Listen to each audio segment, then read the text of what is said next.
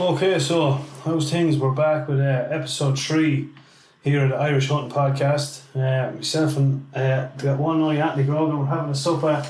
Martin Dew, I believe, is that what it is? Yeah, that's the one, man. It's gifted to me by a good friend of mine, Paddy Hickey. He has an Instagram page, Whiskies of Ireland. He's a connoisseur, so he recommended. Well, not recommended. He actually gifted me this bottle. I don't know where he gifted it now. He gave it to me in the bag. He's not getting the bag anyway. Either way, there's going to be a dint in it today. So sorry about that, Paddy. Yeah, it's nice. A bit peaty, Bren. I like it, to be honest. Yeah, it definitely has tastes a bit like Connemara, but it's mild. It's nice now, in fairness. Yeah, it's nice. And look, at a day like today where it's horsing down rain there. Nice to get something that into it. Can't go wrong. It's getting ready for the hot whiskey time of year, right? Absolutely. My favourite time of year. Yeah. So I suppose this week's podcast we want to chat a bit about basically gun clubs and pheasants and the time of year that it is. I'm a member of the Tor Game and Conservation Club. We're kind of based out of say around the Midlands, not too far from kind of Kinnegad directions, and we're sort of a small club as such, built up over a number of years. We've only about 8 or 9 members, I suppose, now at the minute, and we put a lot of work in goes into it. You guys put a lot of work for a small club. Yeah, put a savage amount of work in it. We've probably, I'd say, we've somewhere in the region, I'd say around 2,500 acres, I'd say, of what we call gun club land. Rare and on average maybe 200, 250 birds a year. Brilliant. Over three pens. We've put in ponds. We've dug out our own ponds, and we were successful enough. We're getting some mallard in it and some ducks, so we'll get a couple of. And on the pheasants, is all cocks or mix of cocks? Yeah, no, we've got a mix. Yeah, we get them all off a fella. Paul O'Shea is his name. He's down in Mount Mellick in County Laois. I think Paul's Game Birds is his name. Not sure. I'll put a link to that on the podcast. But we get them off from 7 weeks old. Flying, absolutely brilliant. Yeah, no, in fairness, we've never had issues, to be fair. Well, we've had vermin issues, but that's, I would say, separate story. Yeah, I would say his control. A lot of work, as you know, goes into them. But we're flying it. We've most of them released now at this stage, so we're in the midst of the vermin control, which is a big thing. Huge this time of the year, it's a massive change this time of year. We're the countdown's on. And come here, success, Bren, with the ponds. Have you seen signs of nesting or? Definitely, yeah. We've put up nest boxes as well for them. To be fair, we kind of, as I'm sure is probably hopefully a lot of clubs were big on conservation as well. Definitely, we're big on that. But we've definitely put in nesting boxes. We actually created within the pond what we call it's a sort of a vermin-proof island. So there's an island in the middle of it, that we've to make up kind of a sort of a removable bridge, I suppose, to get to it. Brilliant. So it'll at least keep foxes off anyhow. Brilliant. Can't say much about the buzzards, but we've definitely seen success in that. We've plenty of flights coming in and out. Now there's a few ponds dotted around the club, but this one we've about 10 acres of game crop sown on the club. Wow. So it's beside that as well, So it works well. So plenty of feed, plenty of cover. Plenty of cover. Yeah. No major issues. We really sometimes it's hard getting lads together on certain days to do stuff. Time, I suppose, is an issue for a lot of lads. Time is an issue as well, yeah. But by and large, it's been a success. Have to give one shout out to the chairman of the club, Damien Maloney. Well, in fairness now, him and his brother Gaza, Kevin, to be two very good friends of mine, the boys put in a serious effort, In fairness to them, if it wasn't for them, a lot of tankless hours was into that. 100%. If it wasn't for the boys, the club wouldn't be there now. That's the long and the short of it, But thank God. A lot of people don't realise as well, Brent. There's without the likes of the clubs around the country, game stocks, which are we'd all love to see them higher, but without the clubs and the hard work, like you're just to mention there, to be little or no birds around. We're trying to build these back up to days of old now, where you went out and you were guaranteed to see a pheasant in the countryside. Absolutely, 100%. Where probably same as our club, we're trying to improve the reserves and the game crop and cover and habitat, I suppose. And I mean, a big issue. I think that point goes amiss for a lot of people who are not involved. It seems ironic that without the guys shooting, 100%, there'd be very few without game birds. Yeah, without a shadow of a doubt. Like we'd say, on average, like we would say, I think, say last year, for example, there was probably a bit more. Like I think birds are a bit on short supply this year. I actually heard a story yesterday. There's pheasants for sale somewhere, right? Mature pheasants for sale somewhere. They're going for €25 a piece. Wow. €25 a piece. Like that is unbelievable. Because the mortality rate there, if you get them down here, wouldn't be great. No, 100%. But like as I say, I think on average, if we get about 250 birds a year, at the end of the year we kind of a sort of a tag system, and we'll tot up what was got throughout the year. And I'd say we will be doing well if we got 70, 80 birds out of that. Yeah. Now the bird stocks in the club are huge at the minute. They really are, like year on year. But it's not like people have this perception, you're letting out a heap of birds, you're walking out and you're slaughtering them all on the first day. Who wants to do that? Nobody. And I heard actually recently on News Talk, I think me and you were bantering about it. I was down in Galway at the time and we were up in arms. We were trying to ring in and everything. Absolutely. A guy with a throwaway comment, an anti-hunter talking about, they let these birds out and they blast them out of the sky. This type of rubbish, nonsense. Nothing could be further from the truth. We've spoken about before. We've often had a great day's hunting and you don't get a bird at all. Absolutely. It's about the experience. Yeah, absolutely. And the dog working, getting out with the family. And you could walk the whole day and maybe catch a glimpse of a bird breaking on the other side of the hedge and that'll be about the height of it. No doubt. But I think that's an extremely important point for people who are not in the know with hunting. The ratio there of what you're taking out compared to what you're putting into the club is well over double, and that's not taking into account the control of the vermin, which accentuates on the breeding, etc., of the birds that you put out last year, the year before. Yeah, exactly. So and the input is huge. No, it's big. How about yourself? How's your own club? Yeah, our club is Derry Game and Conservation Club.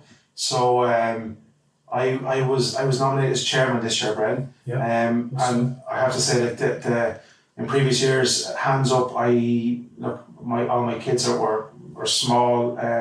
So this year I probably have a small bit of extra time where I can put a little bit more into the club and we've done a huge amount this year, for small club again, 17 members, a good swathe of land, but 100 birds, slightly different system to yours. I know you guys buy them in 7-8 weeks. Is it? Yeah, 7 weeks. Yeah, we get them in 7 weeks. Well, we have this year. We've bought mature ones in the past, but certainly this year. Yeah. 7 weeks. Yeah. So again, with our system is slightly different. We were buying mature birds, putting out feeders and then releasing, But look, I think conversing through the club, we've decided that we want to slightly change the mortality rate is not great doing it that way. I mean, percentage wise, you're not because the birds are being released from the pen, they're not used to roosting and stuff like that. So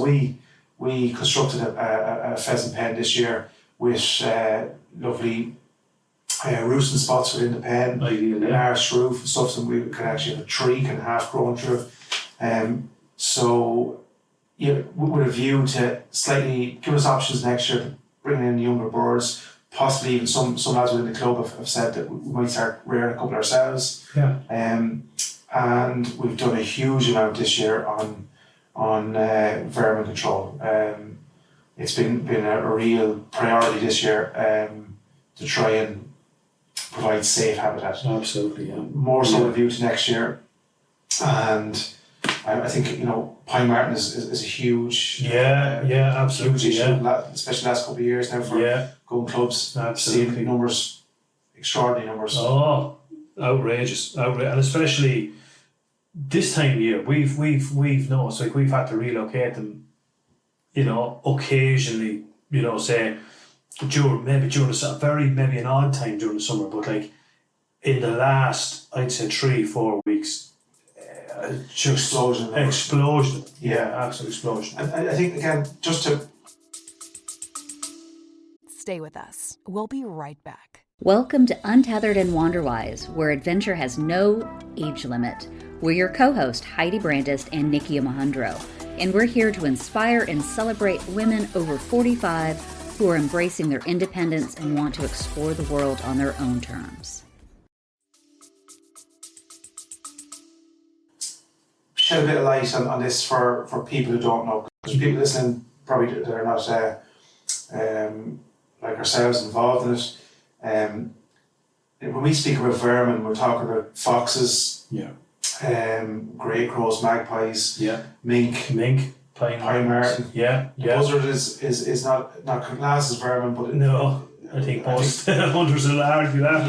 That's another toss-up. But so a fox, for instance, very recognisable animal. I suppose what people may or may not know, a fox will get in and it doesn't just hunt to eat. So it'll get in to a pen or run, and it'll kill more than it'll eat. It might bring away one bird. So 100%. Same with the mink and the pine marten. They'll destroy everything in sight. So in other words, they'll kill more than they'll necessarily need. And we're not advocating that all animals have to live and so on. But these animals, if the numbers are not controlled, you can imagine a couple of gun clubs releasing a couple of hundred birds between them, and if the foxes are left uncontrolled, it'll be wipeout. These are ground nesting birds. They're very vulnerable. So we, as clubs, take it upon ourselves to look after and protect the habitats so the pheasants can thrive. Absolutely, without doubt, yeah. So that's our club, as you probably see, 1976. 1976, geez. It's going a while. So we're already we're taking it on, hoping to do the guys who started justice, and the guys put in a hell of a lot of work before us. We've projects probably we're trying to get up and running, which we'll probably discuss later on. But like yourselves, taking great interest in your guys' work in tour. I mean, the lakes and conservation work you guys are doing. I've seen the boxes and stuff like for owls and kites. It's suppose we've kind of this year. It's like we've always kind of been doing it. I suppose that's the biggest thing, but we've never highlighted. In fact, we've never highlighted. No, and I think this year, a lot of hunters are just getting fed up of just this negative, media around them the whole time. I think everyone is just. I think we spoke about it in one of the first episodes where we're almost being pushed underground. It's something to be ashamed of. I mean, and I speak collectively here. We, for all hunters, are the majority hunters. There's just bad in every organisation. Without doubt. But as a majority, we do more for conservation than a lot of the anti-hunters would do. And I'm not saying there's a lot of anti-hunters do a lot for conservation as well. But I mean, in terms of being on the ground, and you're talking about 10, 11, 12 acres of game crop. That's a phenomenal amount of feeding for not only pheasant, but you have bees. I think you guys are. We're putting in a couple of beehives now. That's the next big project we've underway. We've a nice header area, beautiful, set out for them and stuff. So that's the next big big venture. So it's not all as that guy was chatting on uncontested on News Talk. In my view, it's not all shooting, blasting out of the sky. 100%. We put a hell of a lot back. Without a shadow of a doubt. I take an example. One of my favourite things and one of my favourite ways to spend the Saturdays, myself and my young fella, he's 6, nearly 7, after maybe football training, we'll head out to the club and we'll just maybe do a walk around, and the questions he's asking you about different things, and what you can show him, down to, last week we went out with his granny and we filled a couple of bags of blackberries, and that'll make a bit of jam, and it just gets the crab apples and the rose hips and all that kind of stuff that was 100 years ago, And like when he's sitting down having his breakfast, and you put that in his toast, it's just a whole thing. Like it's just a lot more appreciation. Yeah, where that food comes from. Exactly, for that little bit of jam, I suppose. It's the same as I suppose even when he comes hunting with me fairly regularly, start him off, cleaning out rabbits and stuff like that. And, venison. Remember, like the first time he had a bit of venison, man, he absolutely. And I think it's important he knows that it's not just as simple as that he knows why we do it. I suppose that's the biggest thing. I've always explained to him we don't shoot anything and leave it there. We don't shoot something for the crack. Yeah, or fun. It's not exactly not into that at all. The only thing is, like you said yourself, the only thing that I would shoot that I know is something that's going to affect stuff that I do eat. Yeah. But I think that's a lot. But it's a great way of spending time with kids, getting out into the outdoors, bringing them around and showing them wildlife, proper natural wildlife, not going to the zoo where this is really. You're seeing, you don't know where the next hare is going to pop up and run in front of you, or as you say, a rabbit, or even as I say, like there's this time of year now we have plenty of water about. You've snipe jumping out of reeds and stuff like that, rushes. Yeah, I mean. My kids would never learn that because their day is packed enough in school.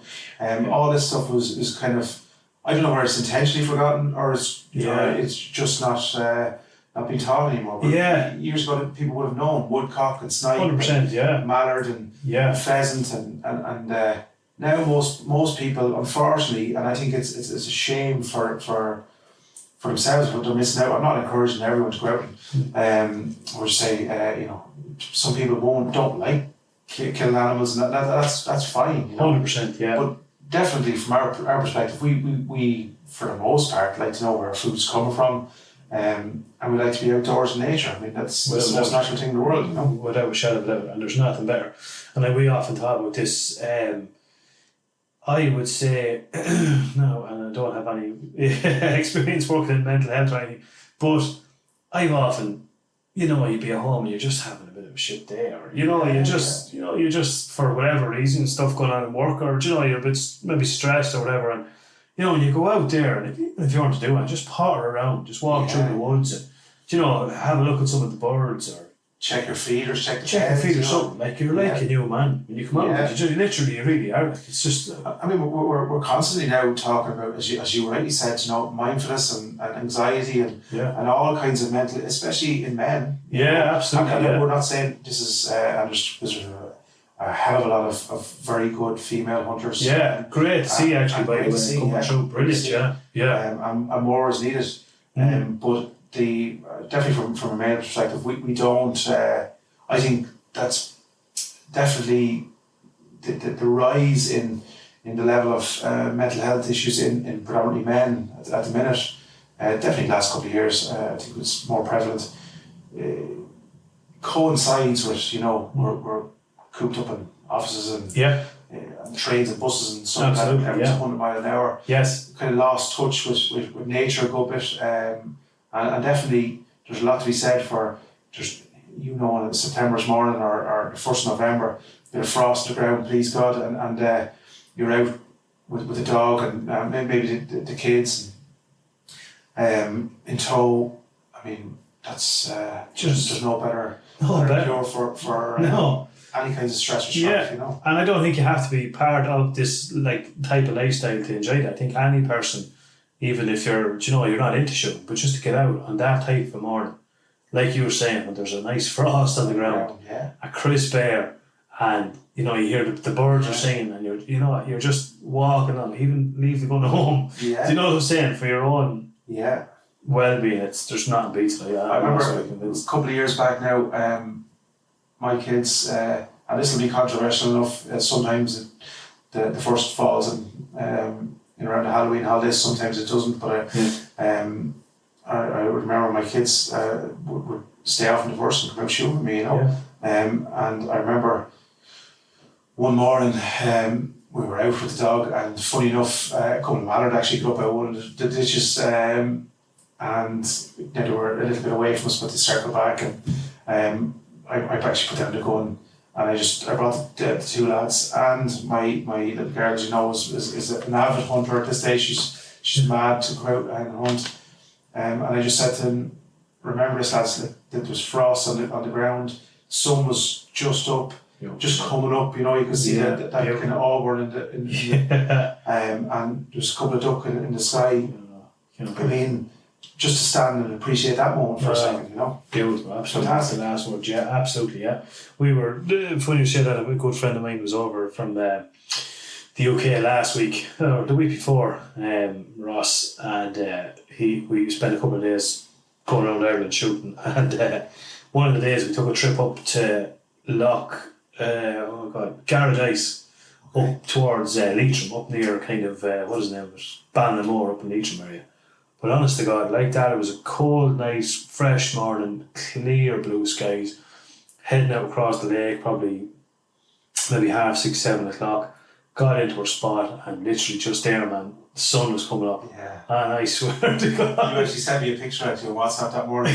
Right. Can life get any better or something? Yeah, I think that sums it up, there's huge, I think Damien Dempsey mentions it, grounding, goes out into the sea with the feet in the ground.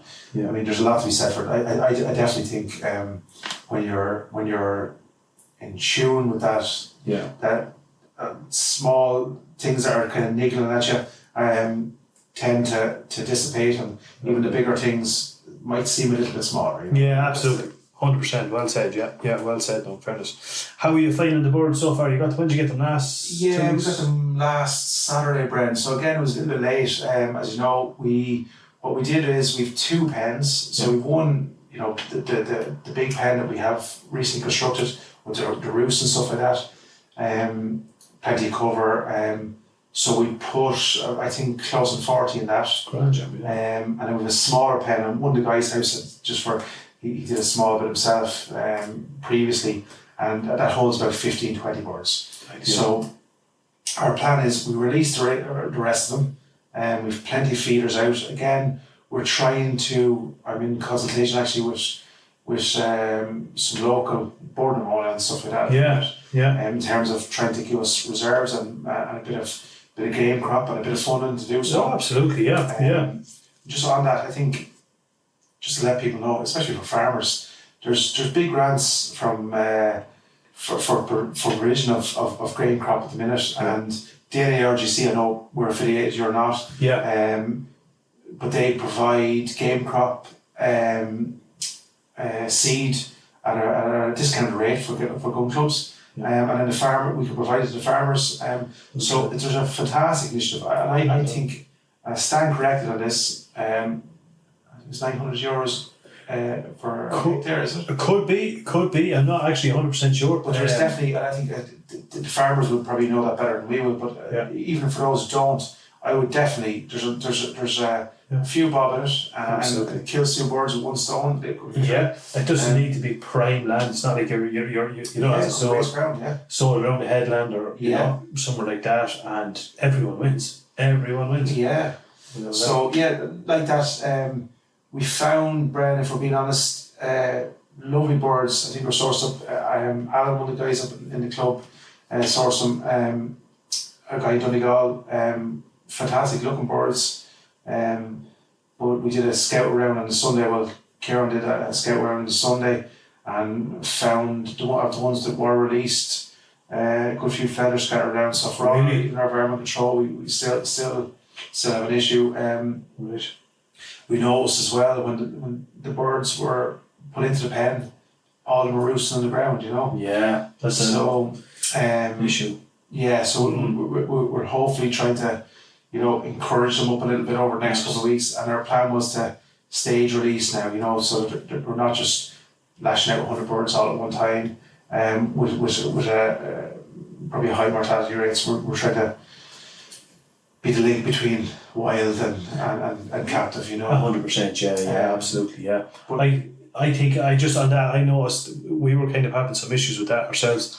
After releasing some of them, we were losing a few and they were staying on the ground and they were bunching together. And we've kind of decided now, anytime we're going out to check them or feed them, bring the dogs, flush them, get them up off that ground, and because like yours, we've said the 3 pens, we put plenty of roosts on it for them, and in fairness, anytime we go in at night time, they were all roosting. Everyone knows they were all roosting, so there's no real reason they shouldn't be on the ground, so whatever bit of hope to have, then more of it up higher. So look, I think, as I said, it's a work in progress this year. We're just trying to get. We're hoping that we'll release the other batch before Christmas. Yeah. Kind of phase keep release. Going through. Yeah. So hopefully they'll become acclimatized to roosting. And of the numbers that were released, hopefully we've done enough work throughout the year that we've kept the numbers, the vermin numbers low enough that we'll have a high enough mortality rate. Absolutely, yeah. What about doses? Do you have to give them any doses, or they probably all worm? They're worm dose. Worm dose in the water in the pen. Yeah.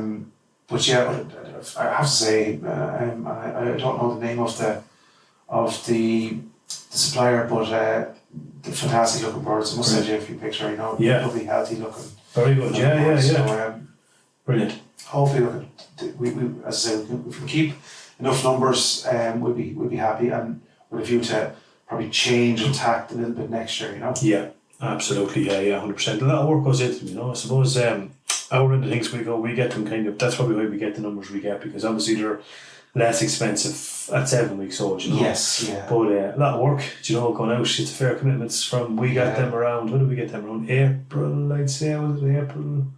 Maybe I'm not actually 100% sure, but it's literally one member every day. Go out, check them, feed them, water them, check traps and so on. I usually go out myself, and Gaza would go out every Friday night nearly religiously, bring the rifles and get fox numbers down. We've a lot of foxes gone off it. Yeah. We have a lot of foxes out there, but they're still there. Just shows you the numbers, Brad. As quickly as you're getting rid of 1 or 2, just 2 or 3 straight back in. Yeah, we were going out at times, and it's not uncommon. People think people say, "Oh, you've seen the fox," and there's plenty of foxes, but go out at night time. I'd urge anyone out there. Yeah. Simple things. Stand at the back of your house if you can with a high-powered torch, shine it across the fields, and I guarantee you'll see a fox. You'll see a couple set of eyes. Absolutely, I'd be very, very surprised if you haven't. Yeah, and for people, again, with the torch, if you're looking in a field with livestock or something like that, fox is very distinct with the colour of the eyes. Don't mix them up. Don't mix them up. Be very you can spot them quite easy. Absolutely, 100%. Yeah, but we've often seen fields, 6-acre field, 4 mature foxes in one field. Honestly, that just shows you the numbers are unbelievable. And a huge thing, Brendan, just again, we I know you guys do too. As part of our kind of work in the off season, because the shooting season is relatively small compared to, we work throughout the year. With the landowners who are kind enough to give us permission. Yeah. So it's a kind of it's a revolving door. We keep vermin numbers down on their on their land, because a lot of these guys are, we have everything from sheep farmers, crop farmers, horse question centres. Absolutely, yeah. So, and the damage that the vermin do, aside from the pheasants, is massive. I mean, we have a ladder trap, and one of the farmers there, sheep farmer, told us, I think 32 or 35, I can't be sure, grey crows in a couple of nights. I mean, they were, and not to be too graphic about it, but just to let people know what they do, around the lambing season and time of the year, obviously the sheep are having the lambs out in the field predominantly, or a lot of them. So you have a lot of afterbirth and stuff like that. So that brings in the grey crow and magpie and stuff. And if a lamb is unwell, or even a ewe is unwell,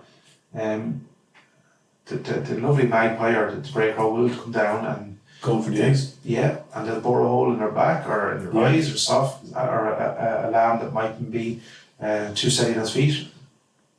And they do huge damage. Oh, huge. I mean, huge. Massive. Yeah. And same with the fox. Yeah. I mean, he's patrolling there, waiting for a sniff of something going down, and he'll come. So it's not just for the pheasants, it's not just for the gun clubs we do it, it's a little bit of give back to the farmers, to landowners. Absolutely, yeah, because especially I think nowadays, the times we're in now, like farming, it's a tough game to be in now, like, you know, it really is, like, you know. If you're losing, I mean, a couple of lambs or a ewe, 100%. I mean, that's a huge amount of your profit gone. 100%. For a very tough industry to be in. Industry, We're recording this in my small little office upstairs, but there's a farm literally just across the way I could show you, and he's relatively small enough, I suppose. He does a bit of beef, I suppose, but he has sheep as well. And he was telling me, I think he lost 19 lambs last year. Wow. Now, how of a man that might keep, I'm just going to put a number out here, say if he keeps 100. I'm not sure exactly on the numbers, but he's not in a massive way. Yeah. And he'd be a good setup and all that, absolutely good setup, and kind of couple of fields to the back of the house. It's bog and high bog, and there's a man, another local fella enough here now, I don't actually know him, but he's big into his lamping, and he reckons he's got, since February, I think he's just got just under 100 foxes. Wow. Just under 100 on that bog. Bog alone. Yeah. That'll go to show you. On top of the bog here, maybe 100, 150 acres. Yeah. So that just goes to show you. Yeah, and farmers want the lambing process to be natural out in the field, predominantly when it can be. Yeah. Because it's I think it's healthier for the lamb, they're a little bit hardier and stuff like that, rather than the shed environment, etc. But like the consequence of that, that's nearly 20% of. Absolutely, 100%. If you take it that one ewe has one lamb, I know there's twins and stuff like that.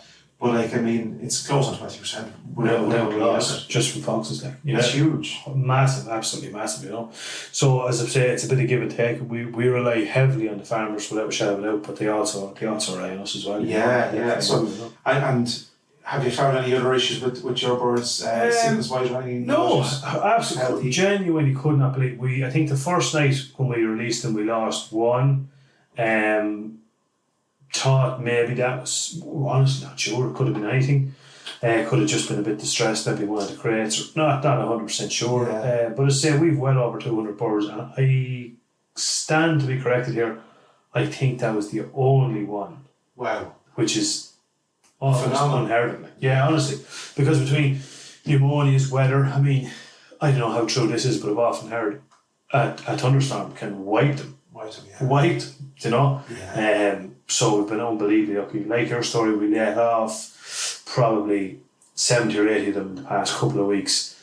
And yeah, unfortunately, we have seen signs of a couple of them, something's got them, whether it be buzzard or fox, I'm not 100% sure. Yeah. So that's the unfortunate. We've warmed them, kept them fed, kept on top of them, kept them plenty of shelter. One of the pens gets a bit wet if you've after, it's on the edge of a forest, heavy rain, so we go down with a couple of bales of straw and we'll put that out so that they'll have a decent footing. Keeps them kind of right that way, and had a touch of wood, so far so good. So it just shows you, Brendan, just again reaffirming, I mean, the amount of work there you're after describing in a short space of time, just to maintain the, I mean to your bag over the season would be what, roughly? My own personal, I'd say if I got 4 birds, I'd be really happy. I'd be really happy. Well, there you go. To be honest, I'd be happy if I got a couple of birds, and again, would stress the fact, if I get a couple of birds, they're going to be cooked. I'll roast them. You said something. What do you do? Pheasant. Predominantly, we goujons. Goujons. That's what it is. Yeah. So, a treat for the kids, That's wicked. Yeah. That's class. So we'll be lashing up a couple of them recipes on the Instagram page if people want to follow it. Wicked, yeah. I seen your venison, crispy venison, shredded venison. Venison, man, I like. Yeah, it's delicious. I think it's a favourite now. Well, it's at this stage is nearly a staple, but it's kind of our fake away night, you know, rather than the Chinese, we get a crispy shell of venison and it goes down a treat, you know. Yeah, it looked unbelievable. So they look absolutely unbelievable. But that's the thing, you know. It's like 4 birds. Like, I mean, that's that just says it all. The work that you put in for four birds. I mean, I presume most people will see a couple of dead birds on the side of the road. Yeah. You're doing all that work to get a pup. 100%. And like that as well, you know, it's important to know as well. It's well for me. I think anywhere, and my son would be the same now. If you're driving anywhere and you'd see a pheasant, you'd stop to look at them, wouldn't you? Yeah. You know, the colours they're just fantastic to look at. Like, and if I got me four birds, and I think to drive down to the gun club where we are and see them and hear them, it's just brilliant. Or if you have the dog, if you have a pointer, you see a dog pointing, Springer putting up a bird, and that croak. I mean, it frightens the shit. Yeah. But it's great. It's great. It's like I'm after knocking the place here. But no, it's great. It's great to see it. So, what about yourselves? Would you just expect maybe a couple of pieces? Again, look, I'd be happy, Brand, if I get 2, maybe 3 birds. Yeah, I do. And I'll be walking, as you know, more than yourself. You'll be out every weekend. Absolutely. Any morning that you can get out. So you'll definitely do plenty of work to get your couple of the bag, you know. Yeah, 100%. I think that's a lot of people have to kind of. Our gun clubs are the opposite of what some people see a driven shoot. We're not driven shoot, you know. No. Driven shoot for some people that might know is predominantly will be on what I would class as large estates. Yeah, and it's where you've massive numbers of birds now, in the thousands, yeah. And maybe not rare, too dissimilar to what we're doing. Yeah. But released at various stages and to the more suitable kind of ground for keeping birds. And then you get a team of beaters in and they basically run them up, and then you'll have shooters dotted in certain areas and certain pens, and the birds come in over them and the lads shoot them. And again, not something I would have a massive interest in myself. But look, that's some people are like that, and I'm certainly I would condone it. I think whatever you want to do. Once the I'd have an opinion that once the meat has been harvested afterwards, and there's an offspring of that. I presume there's pheasants locally. There will be, you know, a few of them pheasants would migrate and stock locally, etc. So anything that helps increase numbers. It's not our gig predominantly, but most definitely it's a sport that we'd be probably interested in looking at in a bit better detail down the road if somebody would like to come on and have a chat more about it. Without doubt, yeah. Is there any other initiatives within the club, Bren? What else is that? We tried a couple we were like, see, I was away for a few, I was living in Australia for a few years, but at this, we were with the NARGC originally, and I actually don't exactly know why we will do everything, because I never actually asked the question, but I know we're with Country Sports Ireland this year with the insurance stuff in the club. When we were with the NARGC, the lads took part in I think it was a partridge release program back. That's going back a couple of years ago. Very success, very hard in certain areas to keep partridge. Yeah. You've got the whole keeper bird issue, you know, and it's hard. And you really have to be on top of vermin control, and it's very hard. But there was some great things. We got I think there was a bit of funding available at the time, help maybe towards the pond and a few bits and pieces, you know. Yeah, again, this is something I like, because again, probably my first year as chairman this year, so I'm a little bit green in this regard, but we're looking to maybe speak to somebody in the RGC. I follow the groups, the Facebook pages and stuff, and there is funding seemingly available. I think they do great work, and there's during the week there, I think there's a project down in Carlow to make a partridge release and or partridge project, which I do huge work on that. Yeah. But again, probably a symptom of what we spoke about, being forced probably underground a little bit, not highlighting it enough, because people are afraid almost to be affiliated now with gun clubs and conservation clubs. So probably don't get the recognition they deserve. I mean, No. that project should be, in my opinion, on the paper. But No doubt. Not a word about it, you know. No. And I think the leaders of the NIRGC need to probably, take note of that. I mean, we're not here. We're nothing to be ashamed of. We're more than proud of the work we did. Like, I mean, the work you're after describing there, going down and putting straw under Pheasant's feet to try and encourage them to be able to survive. Never mind anything else. So this is something to be proud of. 100%. Down the road, we need to get one of these guys on and let them speak about what they do. You know? Absolutely. I seen something this morning. I think I sent it to you on the WhatsApp group. No, I actually have to. I can't remember where it was, but I definitely want to find out more information about it. The NERGC held, I suppose it was a training course type thing for a transition year school. That was in Meath somewhere, wasn't it? Yeah. And I honestly, when I saw it, that is such a breath fresh air, isn't it? Yeah. Just fantastic to see that going on. Do you know? I see pictures of they're showing a broken down gun. Yeah, 100%. Most people don't get to even hold a gun. Never get to hold a gun, and then I think a lot of it was kind of maybe informative about the different, animals that's out there and what to do, and environment control versus natural wildlife and projects that they're trying to be involved in and to get bird numbers back up. But I just thought to myself, when I seen that, I just said to myself, Jesus, that is, I think we've all been needing that. Yeah, do you know what I mean? That's the first green shoot that I've seen in a long time. 100%. In terms of probably getting our way of life, back in where it should be, front and centre. Yeah, without a doubt. I think me and you have both spoken, in the upcoming weeks we'll be probably trying to visit a couple of these. So if there's anyone out there that wants us to come down and I suppose highlight what they're doing, no doubt, we'd be more than happy to come along. We'll bring the phones with us, have a little chat with a few people, and then we can come back and report it and see. Yeah, I suppose highlight what's the work that's going on. Exactly, and I think it's worth mentioning there. That's on either the game or the conservation part of it. We'd be very open to see anything. Yeah, 100%. Your guys as well. There's a few guys in your club do the Hawks. The Hawks. Yeah, 100%. Yeah, Damien will be huge. Well, they're nearly all. Damien will be huge. He's kind of the.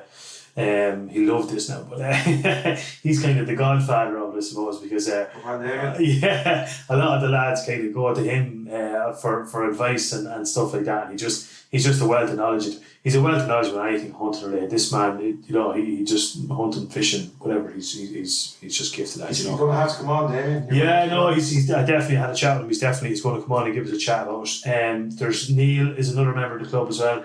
Big into it as well. He's actually, I think he has a golden eagle. He's training, I suppose, is that the word you use? Bisto, there's Jack. They're kind of all into them, and then they're, I don't know if they're part of it, but anyway, usually one day a year they bring the Hawk Club of Ireland out, and they'll have an opportunity to fly their birds out with the club. Wow. And it's brilliant, fantastic to see birds. And come here, can speculators come along with that, Brad, or is it you see, we'd love to. We'd absolutely love to. Insurance it's insurance is the issue, yeah. That's the unfortunate thing, but we would love to. Certain people we do breeding cement are a big sponsor, contributor to the club. In fairness to them, they got behind us this year, which is great. And they're helping us out with a lot of conservation work. They're providing funding we've bat boxes, owl boxes, we've put up a roost, peregrine roost, because we know there's some peregrines roosting on their site and stuff, and the beehives, everything, they're just fantastic. So we've invited them over a couple of times to see some of the birds and a few bits and pieces. Wow. So brilliant. Ideally, I'd love to be able to bring everyone out to do it, but as you know, you're on farmers' land and insurance is the big thing there. So. Yeah. You guys can be found then on Shooting Sports. You'll see us basically on there's an Instagram page.